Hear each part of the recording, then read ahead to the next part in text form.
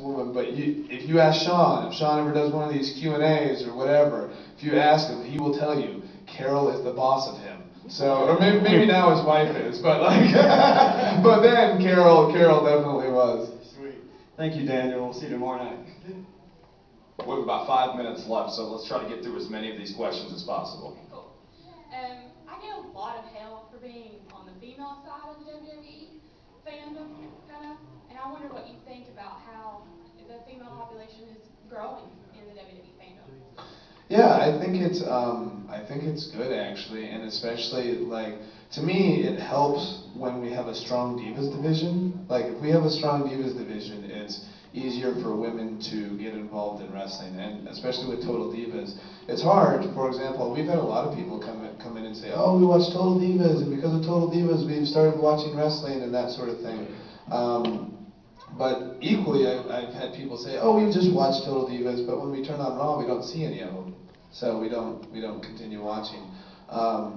But I think wrestling is not a gender-specific sport. I think it's something that everybody can enjoy. It's just typecast as a male entertainment vehicle. So I think it's great when I see women who love wrestling, and I think the more that we do to encourage that and not stereotype it as, oh, it's just a guy thing, the better off we are. If you watch UFC, it's like, it's 50-50, like as far as who's in the crowd. So, and I think wrestling should be the same thing. My thing is, like, what cracks me up is like when guys say, "Oh, the only reason you watch is because they're half naked," and while that's a plus, that's not what I don't appreciate it. I'm not being typecast. Now, keep in mind, people, that only sometimes it's a plus. When Randy Orton comes to the ring, I'm sure she's very happy.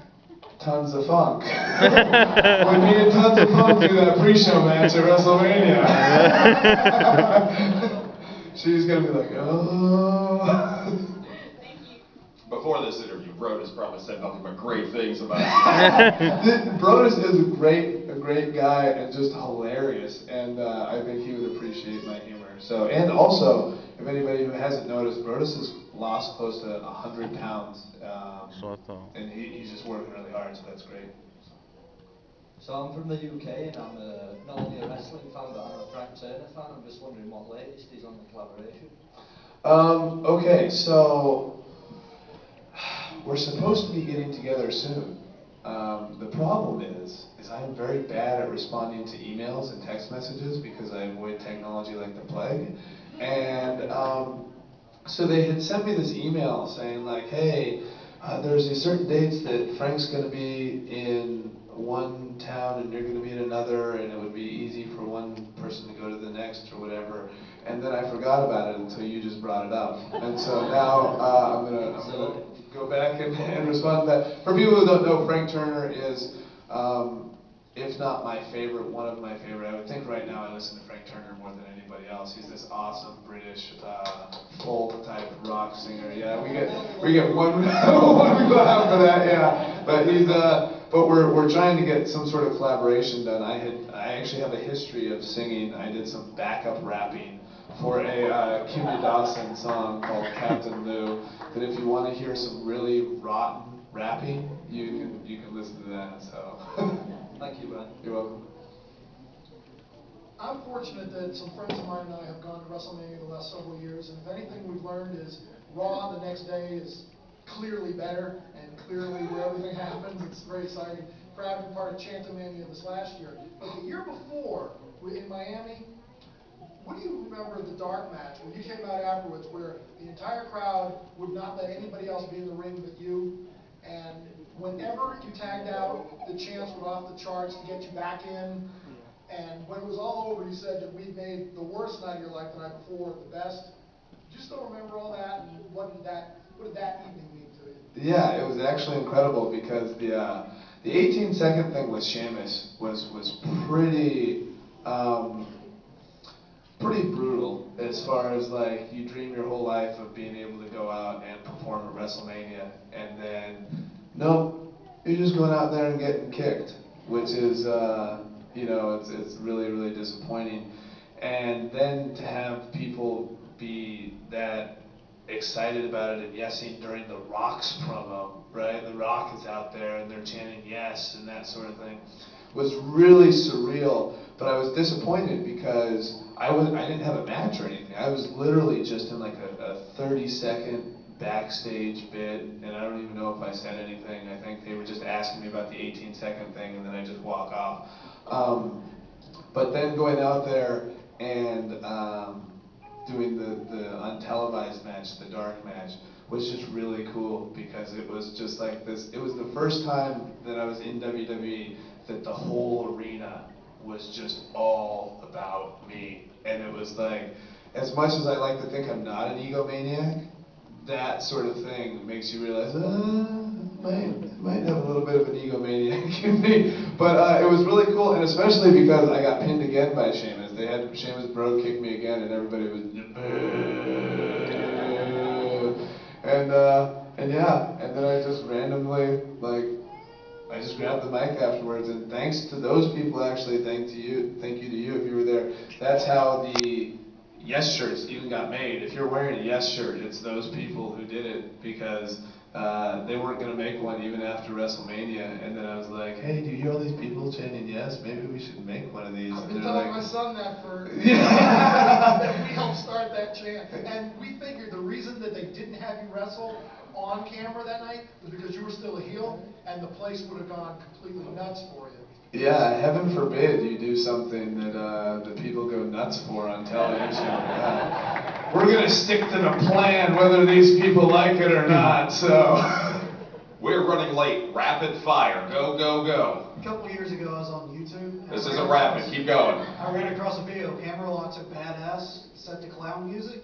Okay, yeah. Are we ever going to get like some more follow-ups to like submissions of the week and all that? Well, okay, so here's what happens, and this is the problem with you saying hurry up. My brain doesn't work like that. You know, he asks about it, and I'm just like, oh, this is kind of what happened.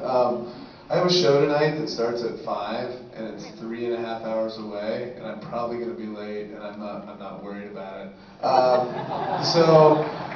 Anyways, I would assume everybody in here paid good money to be here, and I think it's very important to give people their money's worth. But yeah, so all of that was because I wasn't doing anything on TV, and I thought, oh, this will be fun, and like, I have kind of as you might have seen by now, I have kind of a weird personality and quirky sense of humor, and so I was like, oh, my grappling coach Neil thought we could have a lot of fun with that, but then my camera broke, and then I was just like, oh well, and then I just gave up. How you doing? So I don't know if this question's already been asked. It's 5 minutes addressed 100 times. How do you tell the Bellas apart? Okay. If you look directly in front of you, and you go from one to the other, and then back to the other, it's pretty easy to see. Because Nicole has fuller lips. My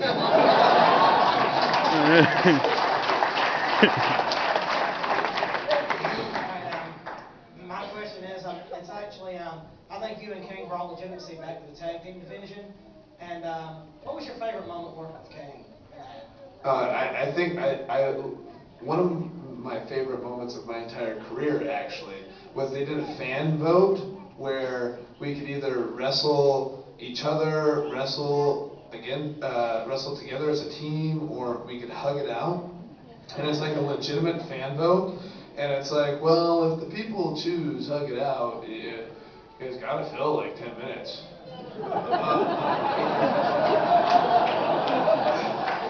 What? And when they did, I thought, this is going to be the worst television ever. And then it became one of my favorite moments of my career because the people were, I don't know how you people like that. Like, you know, and I get it. If I were in the crowd, I would have loved it too. It was just like, Kane is just so like weird. He's a weird, awkward hugger. And like, I'm a weird, awkward human being. And like, the two of us trying to do this thing. And so like that was really fun. The anger management stuff was fun. Anything that we did with Dr. Shelby, when he would come to the shows, the guy's like a legit teacher. Like he teaches acting somewhere, so he had to like take sick days to come do Raw and do this stuff with us, and then he ran out of sick days and couldn't come anymore, so then hence no more Dr. Shelby, which is really sad because he was a great part of the show, but all that stuff to me was a lot of fun. Quick comment, I really missed the final countdown, but I do like your computer. How much influence have you had on Bree's wrestling ability? Because I think that she's improved quite a bit since she debuted. Gosh, okay, so anybody can ask you, oh, and this happens a lot, and especially it happens to like Cena. Guys will come back from their match and say like, oh, what'd you think? You know, what can I do better? Or that sort of thing. And John will tell them, and he says, I think you need to do this, and I think you need to do this, or they'll ask me, or they'll ask somebody. The difference is people actually doing something about it. Like you can. One of the things that really helped me was William Regal would, he'd ask me to send him tapes or DVDs of my matches, and then he would say, oh, that was really good, but this would be better, and this would be better, and then I'd try to go work on it. Bree has taken a very active, her and her sister weren't wrestling fans, and a lot of divas get a lot of flack for this, like, oh, they weren't wrestling fans growing up, but then they saw it, and they loved it, and they didn't become wrestlers because WWE asked them to become wrestlers, and they were models. They pursued wrestling after seeing wrestling and wanting to become it, and then they pursued it, got into the diva search, and then they got hired and that sort of thing. She has very actively wanted to become a better wrestler, and so she asks me what I think and that sort of thing after every match, and I give her my ideas and that sort of thing. But now she's taken it upon herself to get there an hour before everybody else, get in the ring with other people, and people like Jamie Noble and Fit Finlay and stuff like that, and I go in there and I help her out when I'm there and readily available. So she's working really hard to become better, and last night she actually had a really good match with Naomi from Tons of Funk, but they had an awesome Divas match, and I'm just really proud of her and how much she's improved and everything like that, and she's getting better, I feel like, every single week, so it's pretty cool to see. Her hard work is paying off. Thank you. Ladies and gentlemen, let's get loud for Daniel Bryan!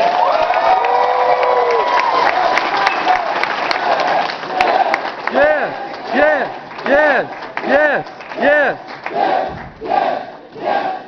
Where's the guy with the awesome question about the audited outfit? Oh, there he is. Thank you guys. You guys were an awesome crowd. Those were some great questions.